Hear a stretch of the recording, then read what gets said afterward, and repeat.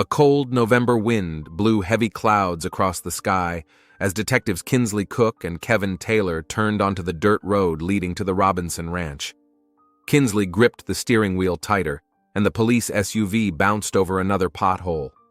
The patrol cars and the medical examiner's van were already parked in front of a large one-story house made of time-darkened wood. Kinsley parked nearby and turned off the engine. A 38-year-old woman with tired eyes and short curly hair turned to her partner. "What do we know?" she asked, pulling a pair of latex gloves from the glove compartment. Kevin Taylor, a 35-year-old detective with an attentive gaze and broad shoulders, reviewed the notes on his phone. Brandon Robinson, 63 years old, found dead with a gunshot wound in his home. The body was discovered by a neighbor who came by to check on him this morning when Robinson didn't answer his phone calls. Kinsley nodded and got out of the car. The morning air was piercingly cold, and she wrapped her coat tighter. The Robinson Ranch was set back from the nearest neighbors, surrounded by fields with snow-capped mountains behind them. In this part of Utah, towns were small and scattered, with miles of desert terrain stretching between them. "Everyone seems to know everyone here," Kevin said, looking around. "Murders like this rarely happen in these parts." "That's why we were called in," Kinsley said. "The local sheriff wants us to handle it quickly and quietly." They were met at the front door by a young patrolman with a notebook in hand. "Detectives, the victim is in the living room. M.E. quote, S already examining the body." Kinsley and Kevin put on booties and gloves before going inside. The interior of the house reflected the life of a single man. Minimalist furniture, a few hunting trophies on the walls, and racks of books. But what immediately caught the eye were the numerous portraits and photographs of Donald Trump. One large portrait hung above the fireplace, and on the bookshelf was a framed photo of Brandon Robinson shaking hands with the president. "Looks like our victim was a big fan," Kinsley muttered, heading into the living room where the voices were coming from. Brandon Robinson's body lay on the floor near a massive leather chair. A gray-haired man in faded jeans and a plaid shirt lay face up, a dark bloodstain spreading across his chest. The medical examiner, Dr. Miles Frazier, crouched next to the body, taking notes. "Good morning, detectives," he said, keeping his attention on his work. "Preliminary cause of death is a gunshot wound to the chest.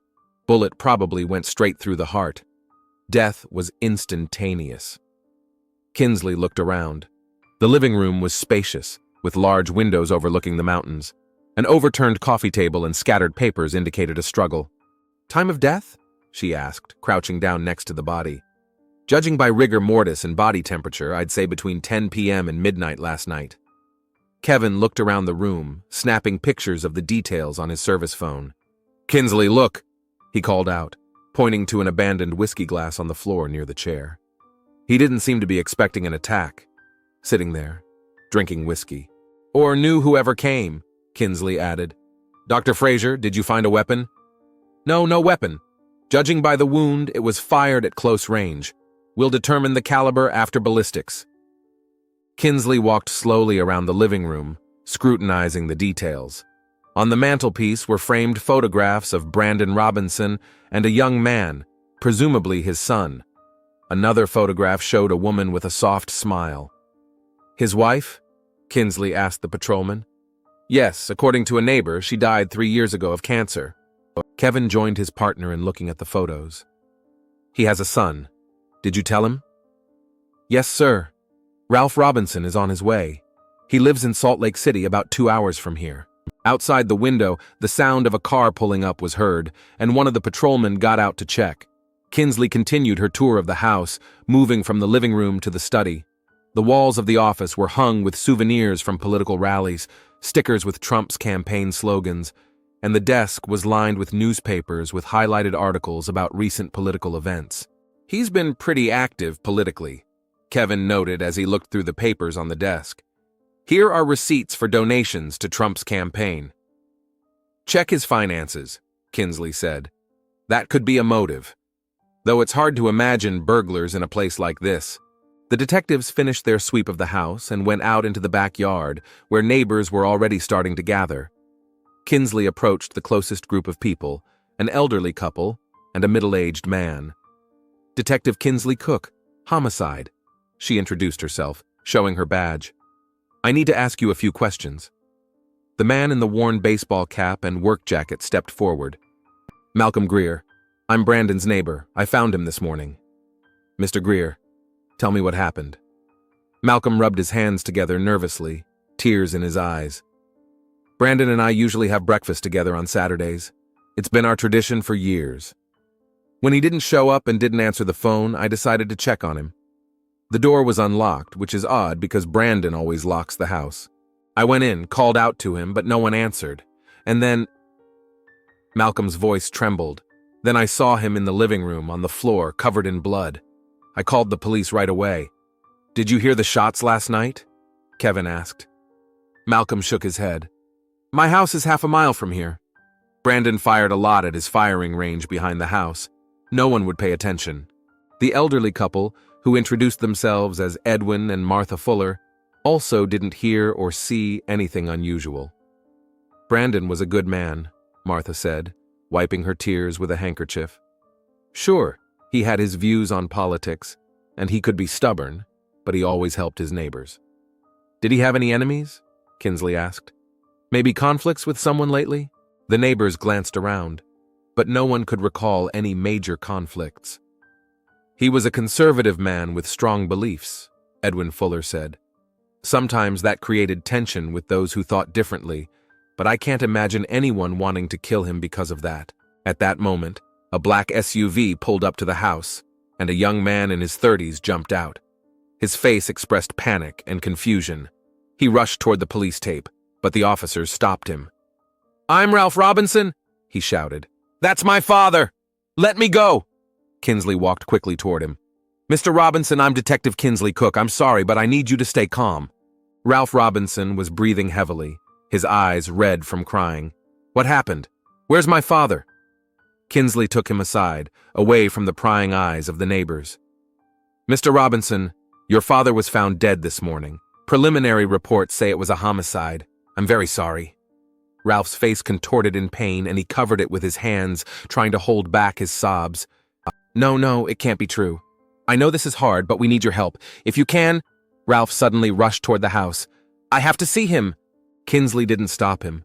She followed him into the house, where Ralph froze on the threshold of the living room, looking at his father's body.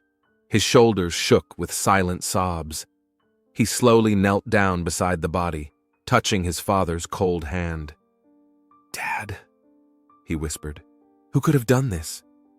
Kinsley gave him a moment to say goodbye, then gently placed a hand on his shoulder.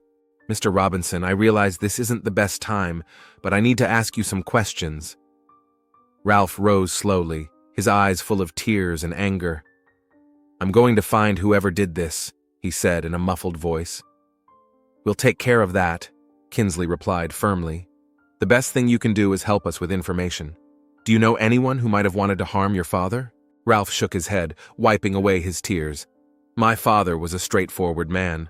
Not everyone liked his views, but he never hurt anyone. He just lived by his principles." Kevin joined them, holding a notepad. "Mr. Robinson, when was the last time you spoke to your father?" Ralph swallowed, trying to focus. "The night before last. We talked on the phone. It was fine. He was talking about his plans for the weekend." His voice shook again. "What did you talk about?" Kinsley asked softly. "The usual stuff. Work, the weather. He asked when I was coming to visit again." Ralph was silent, lost in his memories.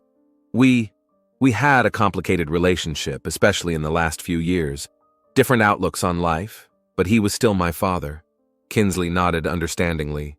"Did your father have any enemies? Maybe business conflicts or personal feuds?" "No, nothing like that. After my mom died, he led a pretty sheltered life. Ranching, sometimes traveling to political rallies. He was a staunch Trump supporter, as you may have noticed." Ralph glanced around the room of many portraits. It sometimes led to arguments, but nothing more than that. At that moment, Kevin was distracted by one of the patrolmen, and he apologized, leaving the room. Kinsley continued her conversation with Ralph. "Your father lived alone after your mother's death?" "Yes, he refused to even discuss the possibility of moving.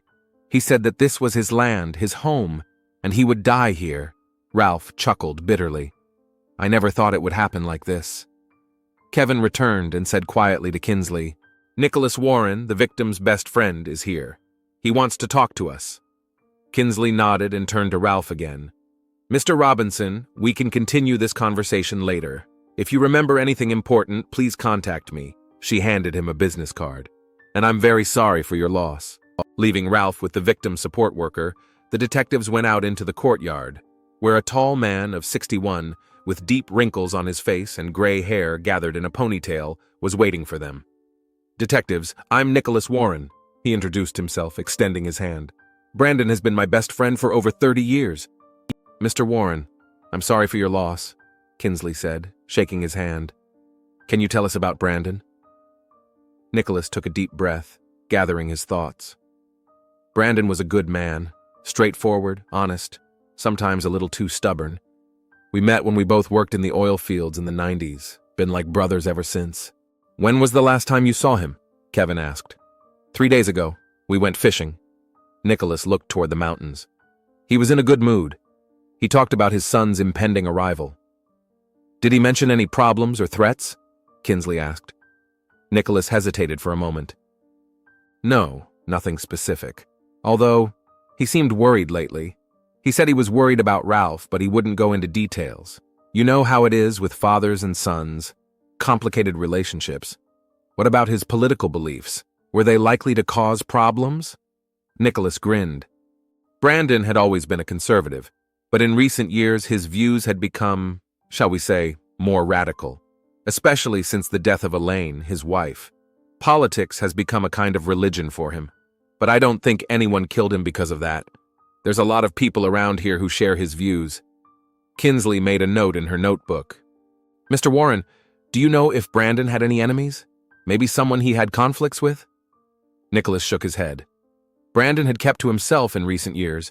His social circle had narrowed down to a few friends and Ralph. Though, he hesitated. "What?" Kinsley asked warily. "It probably doesn't mean anything, but a couple months ago he had a conflict with some local motorcyclists. They were passing through his land, and Brandon chased them off with a shotgun. There were a few threats, but then things went quiet." Kevin wrote this information down. "Do you know how to find them?" "They frequent Donnie's bar on the way out of town. They call themselves the Desert Wolves, although it's not a real biker club, just a group of local motorcycle enthusiasts." "We'll check it out," Kinsley nodded. "Anything else that might help the investigation?" Nicholas looked at the house where his friend's body was located. Brandon was a cautious man. After that incident with the motorcyclists, he had installed surveillance cameras. I don't know if they were working, but it was worth checking. This information was new to detectives. Kinsley thanked Nicholas and returned to the house with Kevin to check the surveillance systems. Unfortunately, they found that the cameras had been turned off days ago, possibly by the victim himself, or maybe by the killer. Forensics continued to work the crime scene, gathering evidence. Kinsley watched them carefully extract the bullet from the wall. It had gone through the victim's body. "Preliminary .45 caliber, the lead CSI said, placing the bullet in an evidence bag. "Pretty common." "Check everything for prints," Kinsley said, "especially the glass and the whiskey bottle. If the killer knew the victim, they may have been drinking together." For the next few hours, detectives carefully examined the crime scene and questioned neighbors, but no one saw or heard anything the night of the murder. Finally, as the sun began to slip toward the horizon, they decided to call it a day.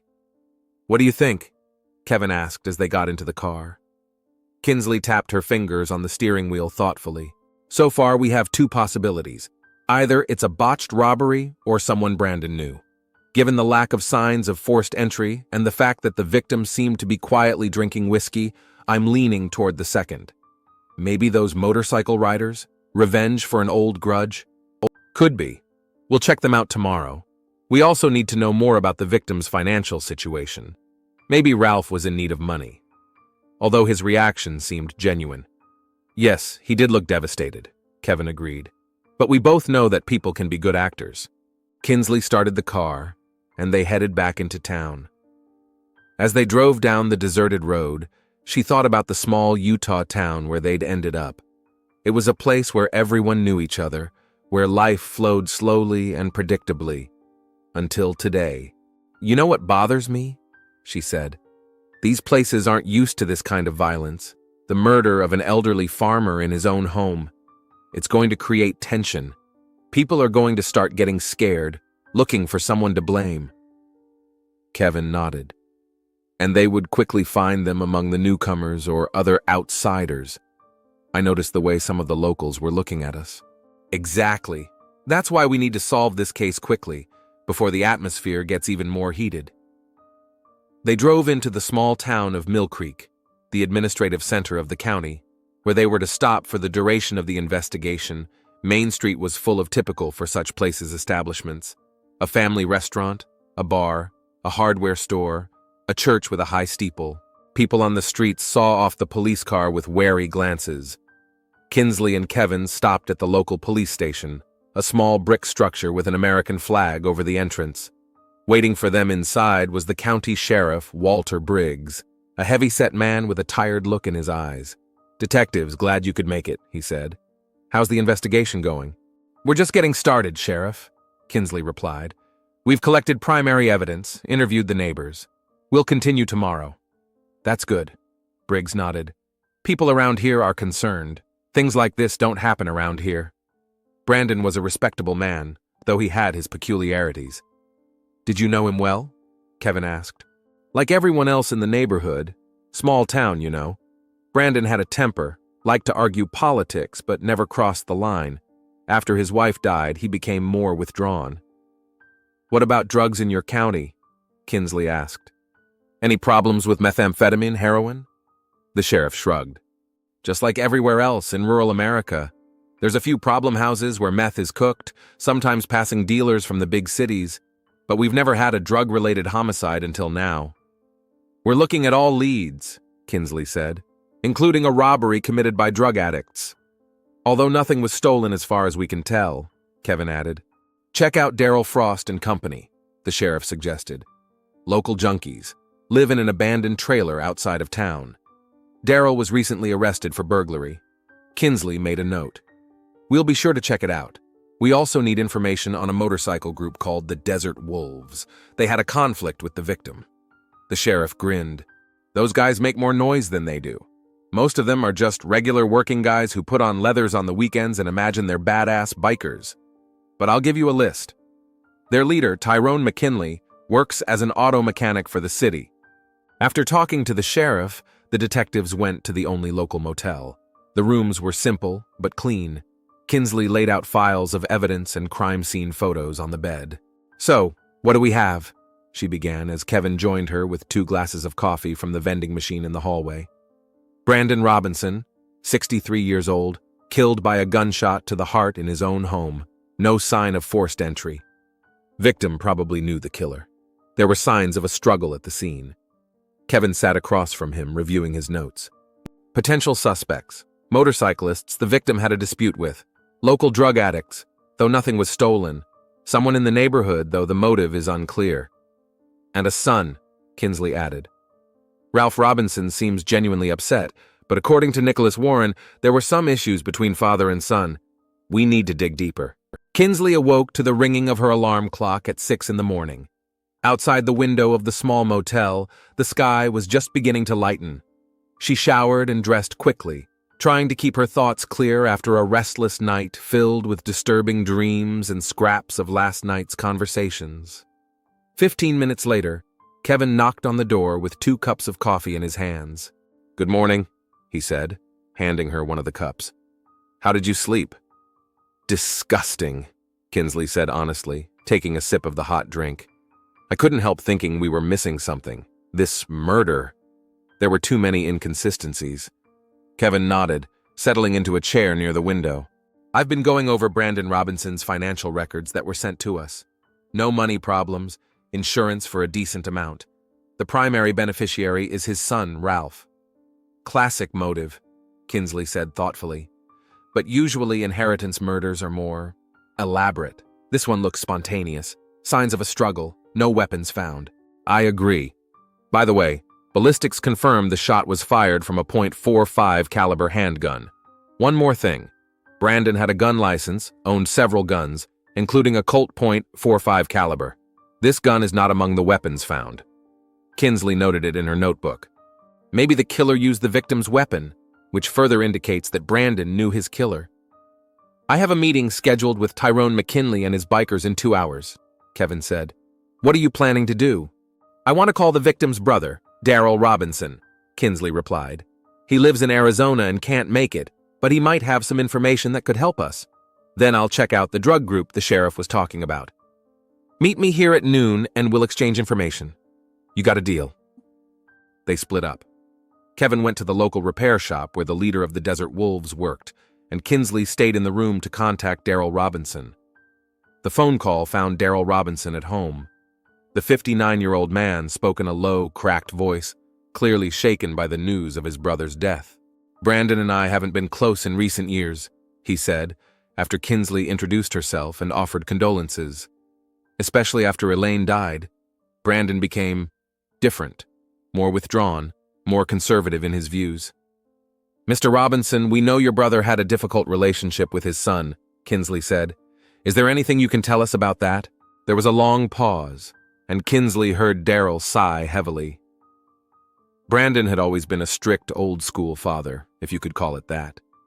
He'd wanted Ralph to follow in his footsteps, to stay on the ranch, but the boy had always gravitated toward the city. He'd gotten an education, gotten a good job in Salt Lake City. Brandon took it as a betrayal, even though I tried to explain to him that times had changed. Have they had any conflicts lately? Yes, and quite serious. Brandon called me about a month ago, very upset, saying Ralph had started dating some girl he didn't like at all. I didn't understand exactly what the problem was. Brandon was too emotional. He only mentioned that the girl wasn't who she said she was, and that he wouldn't let her into their family. Kinsley frowned, taking notes. Had he specified exactly what it was about Ralph's girl that bothered him? No, he didn't say specifically, but I know my brother. I did. He was very conservative about family, relationships, life in general. It became increasingly difficult to find common ground with him, especially when it came to politics or social issues. Do you think this conflict with Ralph over his girlfriend could have been the cause of the violence? Daryl was silent for a moment, pondering the question. Brandon was stubborn, but I've never seen him get violent. Although after Elaine died, he changed. Tougher, more implacable. But murder? No, I can't imagine anyone killing him over a family quarrel. What can you tell me about Ralph himself? Is he violent? Ralph? Daryl was clearly surprised by that assumption. No, that's impossible. Ralph has always been a gentle, quiet child. Too much so, in Brandon's opinion. He wanted his son to be tougher, a real man, as he used to say. But if you're asking if Ralph could have killed his father, my answer is no, never. Kinsley thanked Daryl for the information and assured him she would contact him if there were any further questions. After the call, she tapped her pen thoughtfully on her notepad. A girl who isn't who she says she is. What could that mean? Kinsley had a hunch, but she decided not to jump to conclusions. First, she needed to meet Ralph and his girlfriend in person. She called Ralph Robinson and arranged to meet at a local coffee shop in an hour. She then sent a database query to get more information on Rebecca Campbell, Ralph's girlfriend. At Maggie's, a cozy little coffee shop, Kinsley took a table by the window, which gave her a good view of the entrance. At exactly the appointed time, the door opened, and Ralph Robinson and a young woman entered. Ralph looked haggard, with eyes red from sleeplessness and a pale face. His companion, a slender girl with shoulder-length dark hair and expressive brown eyes, held him under her arm, obviously offering support. Kinsley rose to greet them. Mr. Robinson, thank you for agreeing to meet me. You must be Miss Campbell? The girl nodded, her gaze wary. Yes, Rebecca Campbell. I'm Ralph's girlfriend. They sat down at a table and Kinsley ordered coffee for everyone. How are you? She asked Ralph. He shook his head, struggling with his emotions. I don't know. It's all a blur. I can't believe Daddy's gone. Rebecca put her hand on his, squeezing it lightly for support. Mr. Robinson, Kinsley began, I know this is a very difficult time for you, but I need to ask you some questions that will help us investigate your father's murder. Ralph nodded, taking a deep breath. Of course, Detective. I want you to find whoever did this. It has come to my attention that you and your father have been having some disagreements lately. Is that true? Ralph and Rebecca exchanged quick glances. Like many fathers and sons, we have had different views on life, Ralph answered cautiously. But nothing serious. Did these disagreements concern your personal life? Perhaps your relationship with Miss Campbell? Rebecca tensed visibly, her fingers gripping Ralph's hand tighter.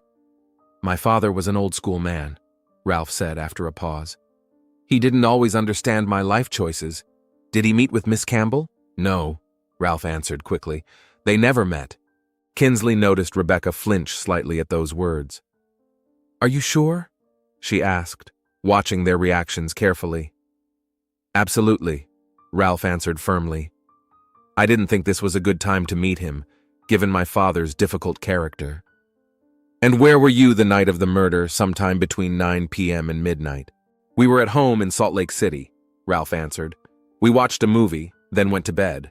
Together? Yes, Rebecca confirmed, entering the conversation for the first time. We were together all night. Is there anyone who can confirm that? Ralph shook his head. No, we were alone. But we have receipts from the restaurant where we had dinner at about 7 in the evening, and the details of the cab ride home. Kinsley nodded, continuing to take notes. Mr. Robinson, you said that you and your father had a complicated relationship because of your different views. How strained have they been lately? Ralph ran his hand through his hair, clearly nervous. Look, my father was a complicated man. We argued a lot, but, it was just normal family disagreements. Nothing that would lead to anything like that. What about the inheritance? Has your father changed his will lately? I have no idea, Ralph answered, clearly surprised by the question. We've never discussed such things. I don't even know if he has a will. Kinsley shifted her gaze to Rebecca. Miss Campbell, how long have you been seeing Mr. Robinson? About a year, Rebecca answered, her voice soft but confident. And in all that time, you've never met his father? No. Ralph said his father was a conservative man. We decided it was best to wait. Kinsley noticed Rebecca's fingers nervously fidgeting with her napkin. Were you aware of Brandon Robinson's political views? About his support for Donald Trump? Yes, Ralph told me. Rebecca nodded. That's one of the reasons why we decided to postpone getting to know each other. Kinsley continued to ask questions, but neither Ralph nor Rebecca provided any substantive information. They maintained the version that they had spent the evening of the murder at home together, and that Rebecca had never met Brandon Robinson. After the meeting ended, Kinsley escorted the couple out with a glance, watching them get into their car in the parking lot.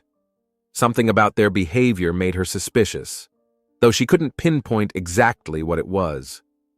At noon, Kinsley met Kevin at the agreed-upon location to exchange information. The bikers are clean, Kevin said immediately, as they sat down at a table in the empty conference room of the local police station. They all have alibis for the night of the murder. They participated in a charity event in a neighboring town. There are multiple witnesses and photos. What about the conflict with Brandon? According to Tyrone, it was a simple misunderstanding. They did drive through his land, but didn't realize it was private.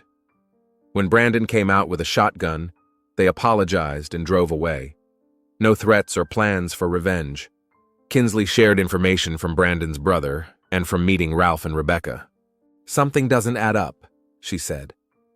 Ralph claims that Rebecca never met his father, but Daryl says that Brandon was very unhappy with his son's choice and said that the girl wasn't who she said she was. That's odd, Kevin agreed. If they'd never met, why the reaction? At that moment, Kinsley's cell phone vibrated. It was a message from the analyst she'd assigned to check on Rebecca Campbell. Oh, this is interesting, she said, looking up the information. Rebecca Campbell was born as Robert Campbell. She's a transgender woman, changed her identity 3 years ago. Kevin whistled. And that explains Brandon's reaction. With his conservative views... Exactly, Kinsley nodded. And it also explained why Ralph hadn't wanted to introduce them. He must have known how his father would react. But it also gives us a new motive, Kevin said. If Brandon somehow found out about Rebecca, he could have set up a confrontation. And if Ralph was there... We need to check their alibis, Kevin said firmly, and trace their cell phones the night of the murder. Kinsley nodded, and immediately contacted the analysis department to request geolocation data on Ralph and Rebecca's cell phones. While they waited for the results, the detectives decided to check out the group of drug addicts the sheriff had mentioned. They traveled to an abandoned trailer park on the outskirts of town where Darryl Frost and his group lived, according to local police. The trailer park was a depressing sight. Several dilapidated mobile homes littered with trash and no signs of landscaping at all. In one of the trailers, they found Darryl Frost, a scrawny man with an unhealthy complexion and shaking hands. "Police?" he asked nervously when he saw the detectives' badges. "I haven't done anything. I've been clean for a month." "We're not here for drugs, Mr. Frost," Kinsley said calmly. "We're investigating the murder of Brandon Robinson. Did you know him? The old man from the ranch?" Frost scratched the back of his head. "I knew him, of course. Everybody here knew him. Mean old man with a shotgun." "Where were you the night before last, between 9 and midnight?" Frost became visibly nervous. "Yep, me and the guys were here hanging out." "Can you prove it?" "Ask Jesse and Marcus, they'll tell you." Kevin made a note in his notebook. "You ever been to Robinson's ranch? Maybe snuck out there?" Frost shook his head vigorously. "No, never. I'm not an idiot. Everybody knows old man Robinson shoots first, asks questions later. We stayed away from him." After talking to Frost and his friends, the detectives were convinced that this theory was unlikely. The junkies had no motive or opportunity to commit this murder. Back at the station, they received the long-awaited results of the geolocation data analysis of Ralph and Rebecca's cell phones. "That's quite a turnaround," Kinsley said as she reviewed the report. "Rebecca Campbell's cell phone was recorded near the Robinson Ranch the night of the murder, sometime between 9 and 10:30 p.m., and Ralph's cell phone? Also there, at the same time." Kevin leaned back in his chair. "They lied to us. They were at the ranch at the time of the murder. And they're the only ones with motive," Kinsley added. "Brandon must have found out that Rebecca was transgender, and given his views, there could have been a confrontation," Kevin finished. "It's time to talk to them again," Kinsley said firmly. Ralph and Rebecca stopped at a local motel, not wanting to be at their father's house. When the detectives arrived there, the couple was just returning from lunch. "Mr. Robinson, Miss Campbell," Kinsley addressed them, showing her badge. "We need to talk to you again." A shadow of concern flickered across Ralph's face. "Is something wrong? Did you find the killer?" "Maybe," Kevin said. "Can we come in?" Inside the room was cramped and uncomfortable. Ralph and Rebecca sat on the bed, and the detectives took the only 2 chairs in the room. "Mr. Robinson," Kinsley began, "you told us this morning that you and Miss Campbell were in Salt Lake City the night of the murder. Is that correct?" "Yes, that's right," Ralph answered confidently. "And Miss Campbell never met your father?" "Never," he confirmed. Kinsley slowly pulled out a printout of the geolocation data and placed it on the table between them. "Then how do you explain the fact that your cell phones were recorded at your father's ranch the night he was killed?" Ralph's face went pale and Rebecca sighed convulsively. They looked at each other, and something in their gazes changed from fear to determination. "We can explain," Rebecca said quietly. "No, Becky, don't." Ralph tried to stop her. "Ralph, they already know we were there.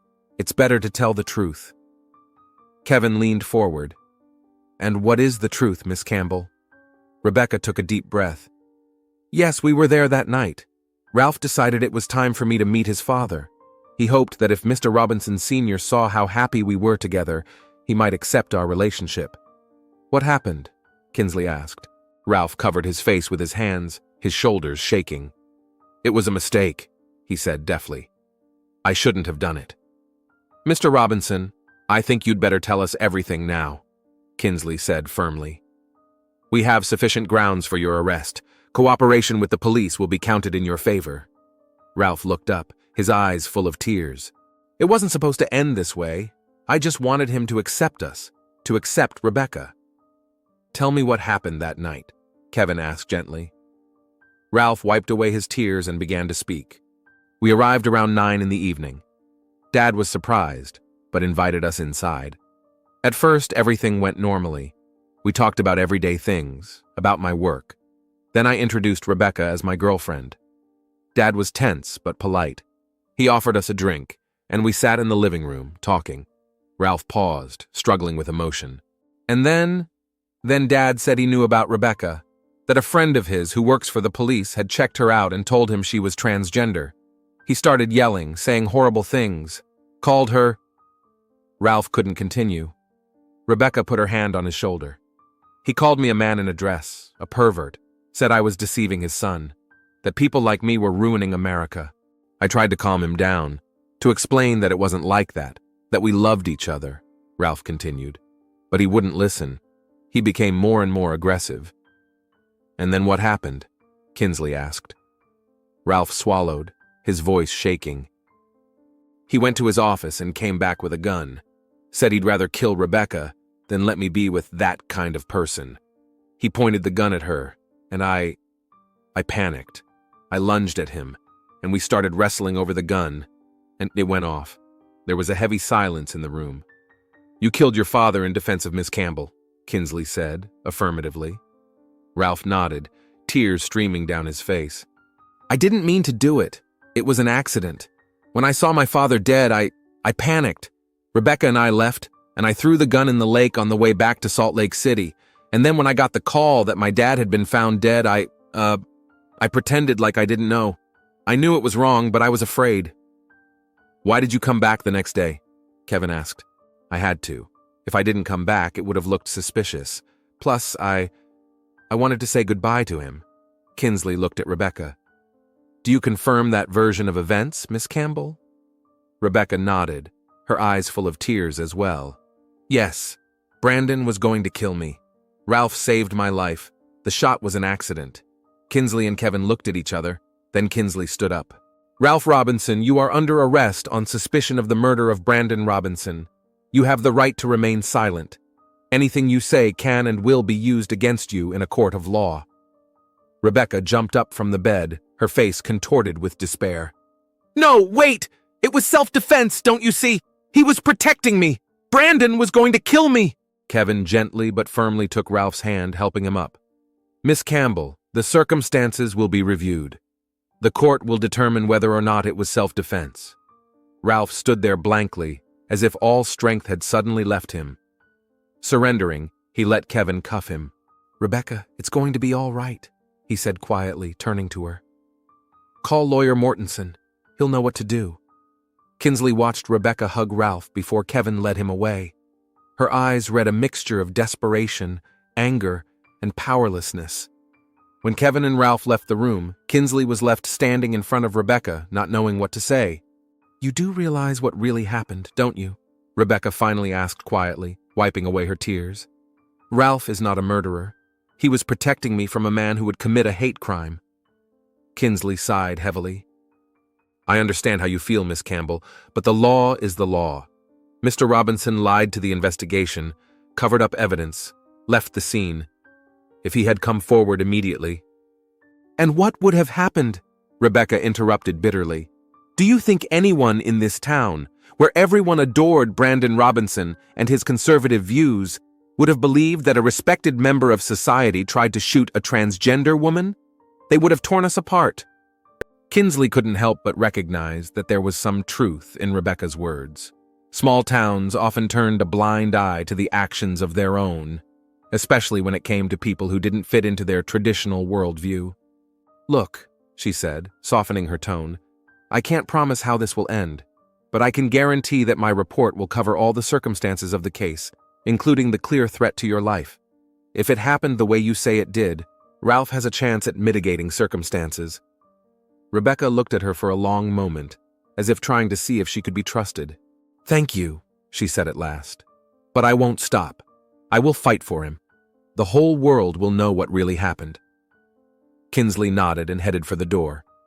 On the threshold, she turned around. Miss Campbell, you're going to need a lawyer. Be careful. News travels fast in a town this small. At the station, Ralph was placed in a holding cell. He didn't resist, didn't protest, just sat on the bench, staring at one point. Kinsley and Kevin watched him through the security camera while Sheriff Briggs reviewed their preliminary report.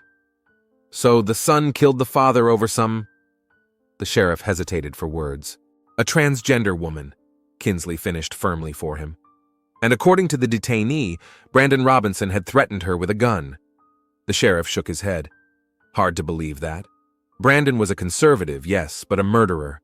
He'd lived his whole life under the law. People sometimes do unpredictable things when their worldview is shattered, Kevin said. Especially when it comes to their own children. The sheriff sighed, closing the file. Anyway, the case will be referred to the district attorney's office. They would decide whether to press charges and what kind of charges to file. When the sheriff left, Kinsley turned to her partner. Do you believe their version? Kevin shrugged his shoulders. It sounded plausible. Brandon was known for his radical views, and judging by the location of the bullet hole and the signs of a struggle, it could have happened exactly as they described. And yet, they lied to us, twice. First about their whereabouts on the night of the murder, then about Rebecca never meeting Brandon. Out of fear, Kevin pointed out. Imagine the reaction in this town when everyone knew the truth. That Brandon Robinson's son was dating a transgender woman, and that Brandon had tried to kill her. Kinsley tapped her fingers on the table thoughtfully. Need to check out the gun story. If Ralph really did throw it in the lake, we need to find it. That will confirm or deny their story. I've already contacted the diving team, Kevin said.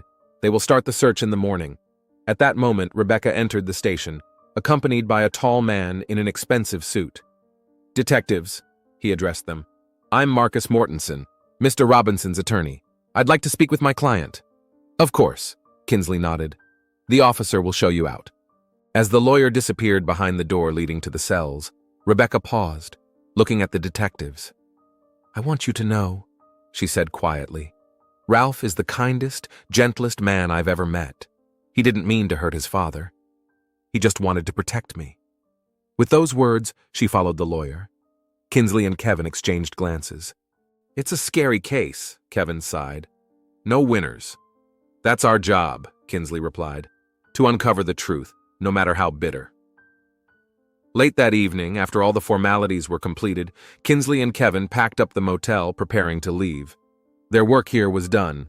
Tomorrow they would return to Salt Lake City. A knock on the door interrupted their packing. Kinsley opened it and saw Rebecca standing in the semi-darkness of the hallway. Miss Campbell, what can I do for you?